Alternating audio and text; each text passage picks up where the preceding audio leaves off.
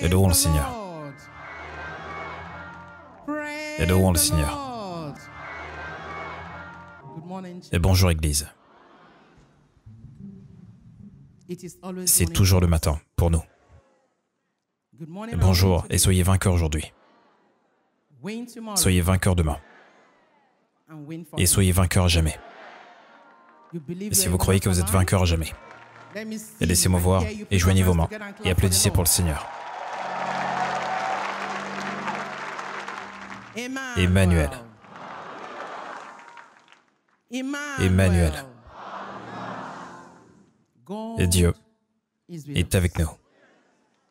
Et merci Jésus d'être avec nous. Merci Jésus d'être avec nous. Alléluia. Alléluia. Et joyeuse Pâques à nous tous. Et joyeuse Pâques au peuple de Dieu, aux chrétiens du monde entier. Et dites à votre voisin, réjouissez-vous.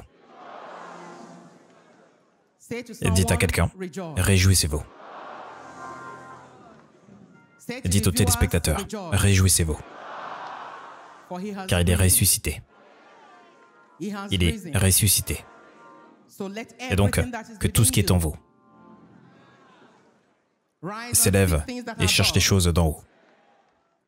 Que votre cœur s'élève et cherche les choses d'en haut.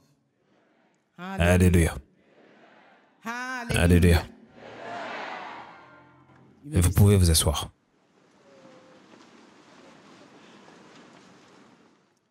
Ouvrons nos Bibles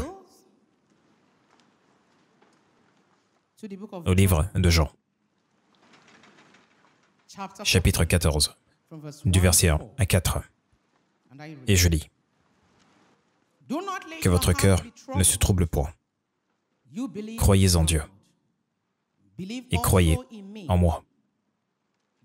Il y a plusieurs demeures dans la maison de mon Père. Si cela n'était pas, je vous l'aurais dit. Je vais vous préparer une place. Et lorsque je m'en serai allé et que je vous aurai préparé une place, je reviendrai et je vous prendrai avec moi, afin que là où je suis, et vous y soyez aussi. Et vous savez où je vais, et vous en savez le chemin. Amen.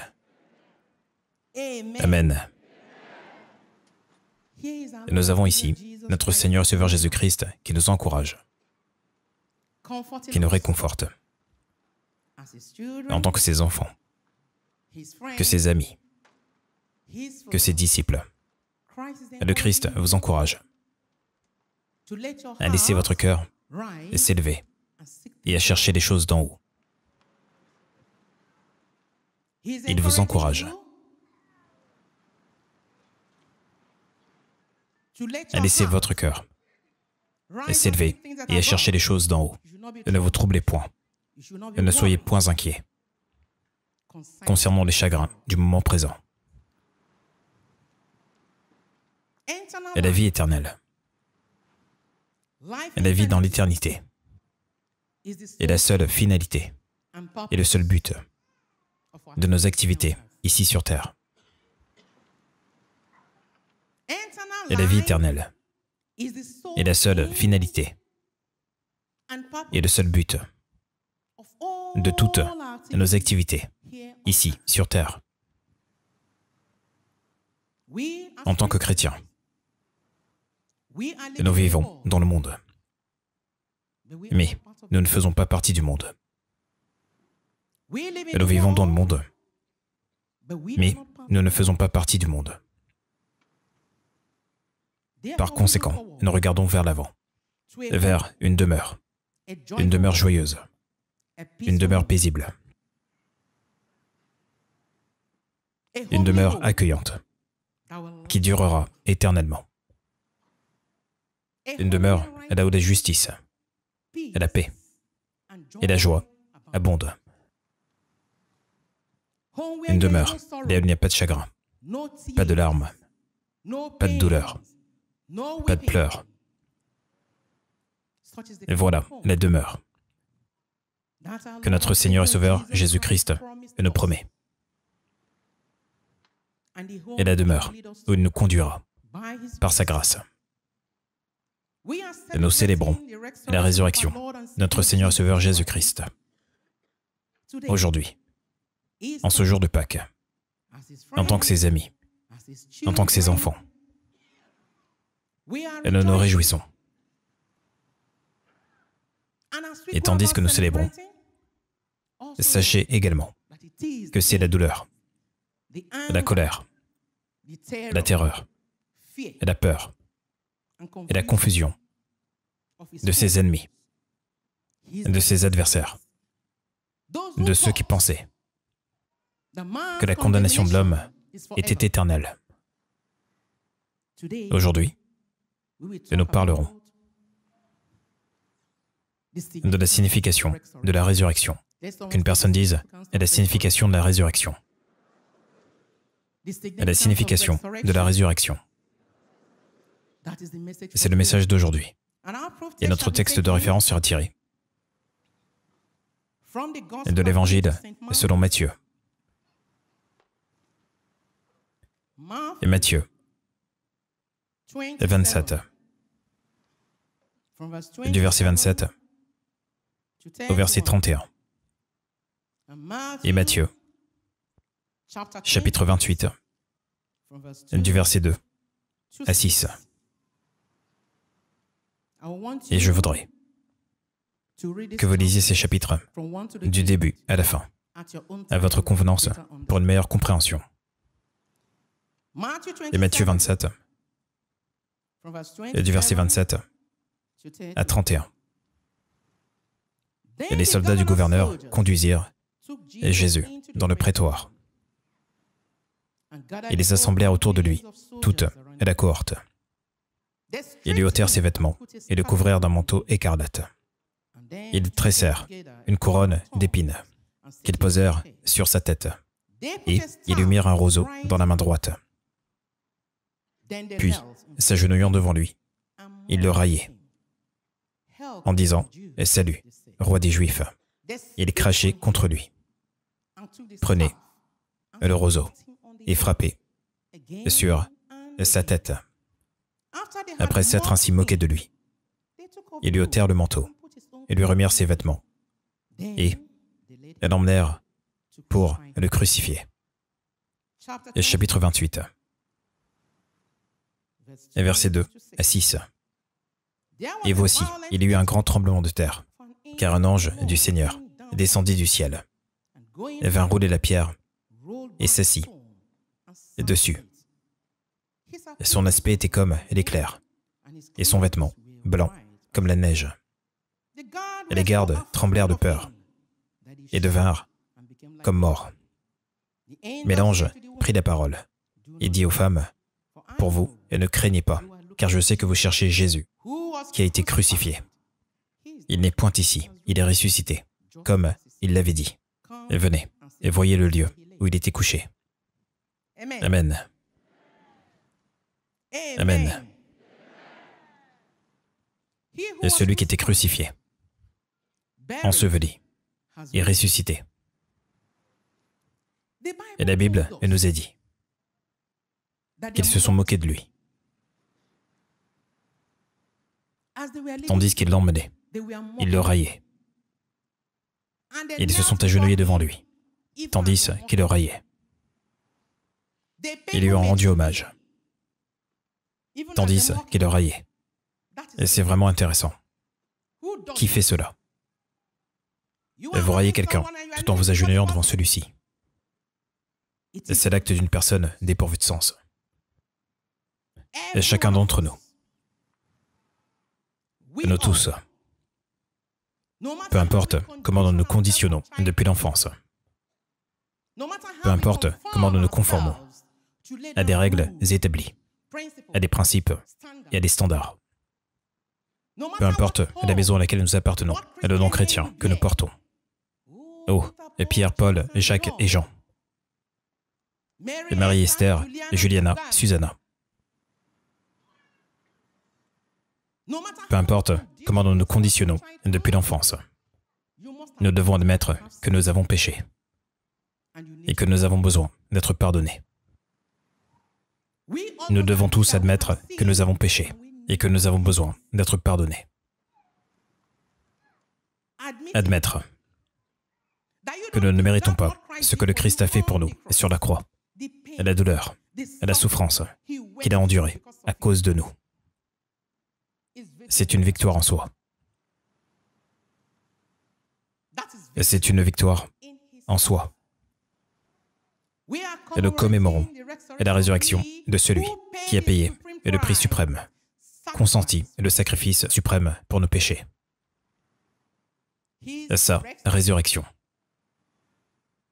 devient notre consolation et notre communion avec lui,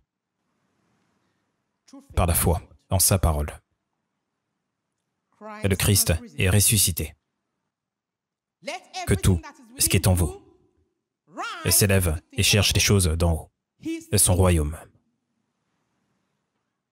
L'heure de sa mort, le moment de son dernier souffle, a marqué le début de sa glorification et de notre rédemption.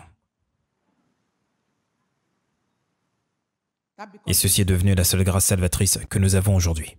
La seule grâce salvatrice que nous avons aujourd'hui, en tant que croyants, qui est vraiment né de nouveau. L'avez-vous accepté comme votre sauveur? Et lui faites-vous confiance pour être votre rédempteur? Le connaissez-vous comme votre ami dans la vie, tandis qu'il a été crucifié sur cette croix? Il est devenu malédiction pour nous, un substitut pour nous. Il a pris notre place de honte et nous a donné la gloire. Et le Christ a pris notre place d'indignité et nous a rendus dignes. Il prend la place de notre douleur, de notre agonie, et nous donne la paix, afin que la vérité devienne notre protection contre les mensonges de l'ennemi, afin que l'amour devienne notre protection contre la méchanceté de l'ennemi,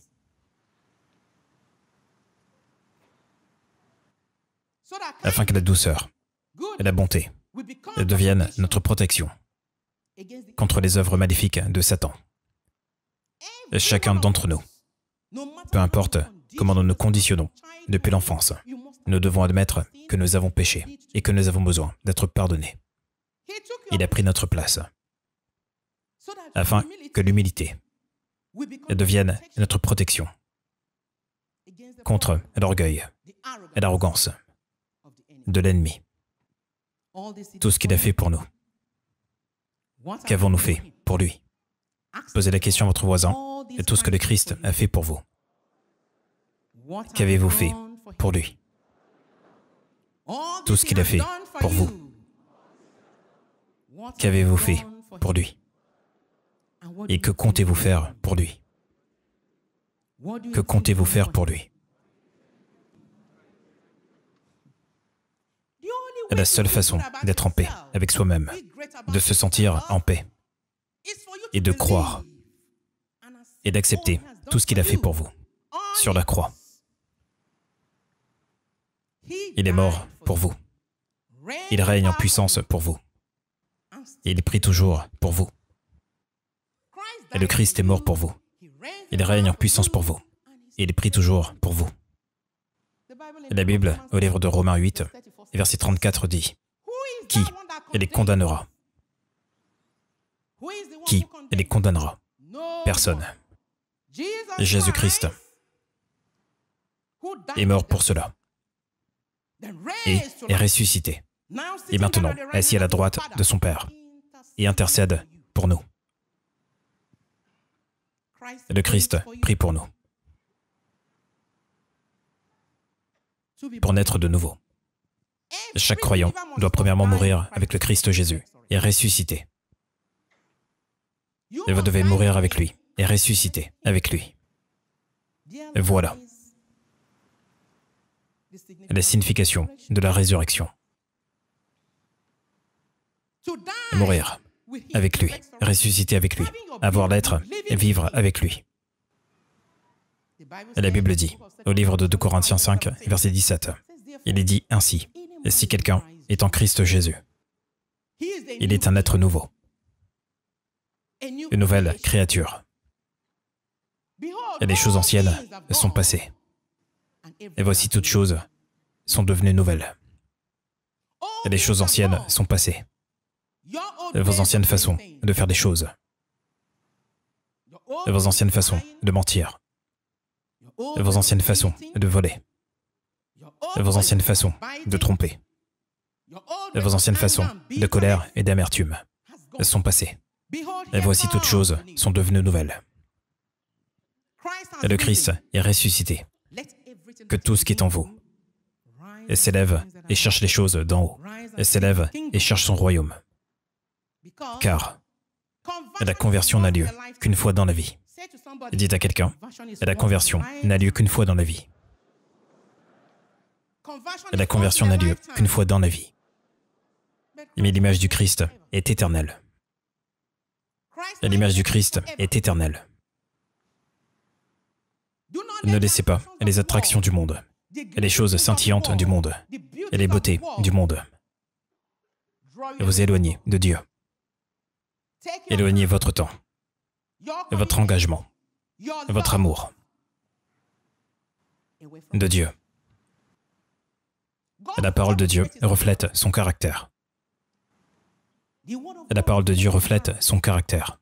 Et vous devez continuer à obéir à sa parole, même si elle ne cesse de dire ce que vous ne voulez pas entendre. Et vous devez continuer à obéir à la parole de Dieu, même si la parole continue à dire ce que vous ne voulez pas entendre. L'Écriture dit au livre de Romains 1, versets 3 et 4. Il est dit, le Christ Jésus a été déclaré Fils de Dieu, avec puissance, selon l'esprit de sainteté, par sa résurrection d'entre les morts.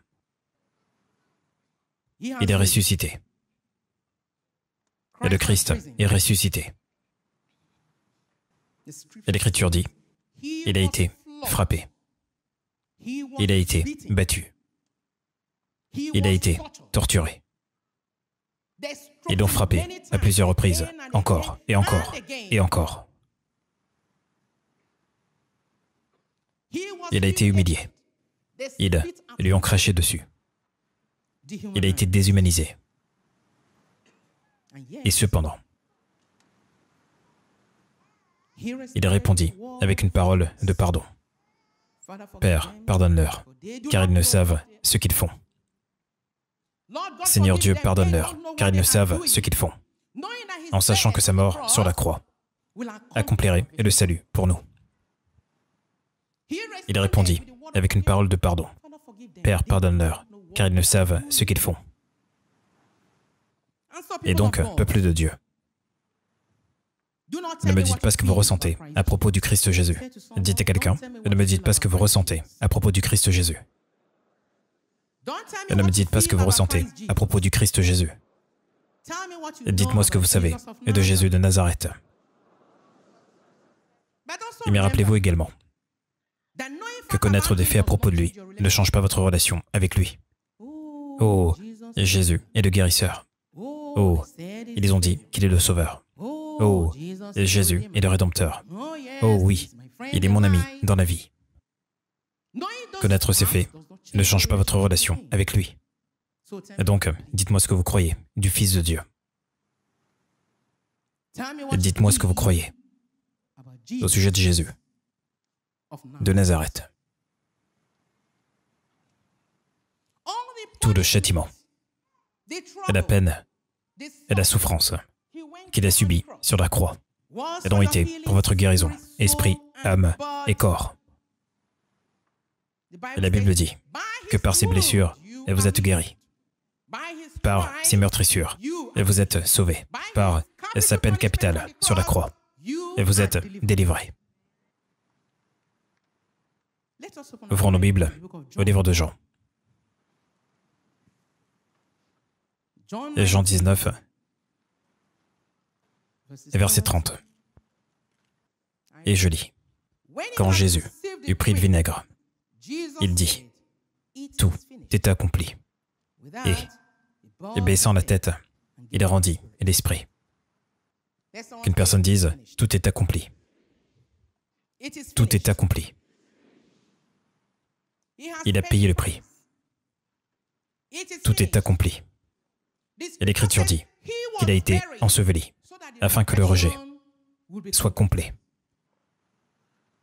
He paid the debt he did not own. I owe the debt I could not pay. I needed someone To wash my sins away. Now I can sing a brand new song, Amazing Grace. Lord Jesus paid a debt that I could never pay. He paid a debt, he paid a debt he did not owe. And I owe the debt I could not pay. I needed someone to wash my sins away. Now I can sing Amazing Grace. Lord Jesus, I paid a debt that I could never. Oh Lord, He paid a debt He did not owe. I owe the debt I could not pay. I needed someone to wash my sins. Now I can sing a brand new song, oh amazing grace. Lord Jesus paid a debt that I could never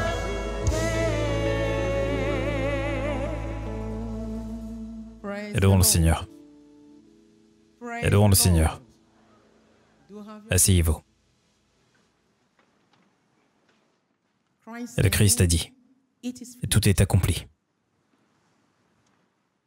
Tout homme devra accepter le Christ Jésus comme son Seigneur et Sauveur personnel. Autrement, sa mort sur la croix ne le sauvera pas. Et nous devons réaliser combien il est mal, très mal, de nous comparer, de nous mesurer à nous-mêmes, de nous comparer aux autres. Et Jésus-Christ sait où vous êtes en ce moment. Et il déterminera où vous irez. Il sait où vous êtes en ce moment. Et il déterminera également où vous irez.